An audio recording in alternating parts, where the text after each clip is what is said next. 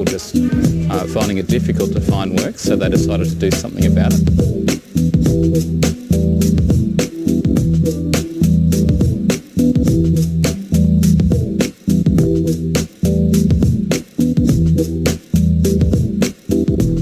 We just started doing it. We started trying to create work for ourselves. We all wanted to work, so we started making sandwiches.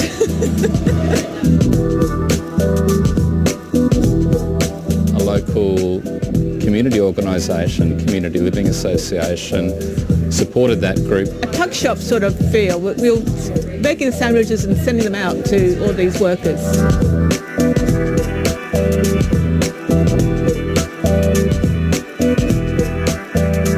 It's been going for nearly 20 years now, so it's been going a while, and people love coming here because they have people are coming here for, they come as regular customers.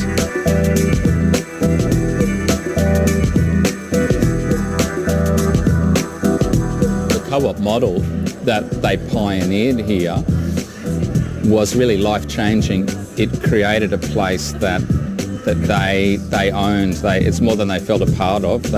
People say, this is our place, this is our business, we're involved in its success.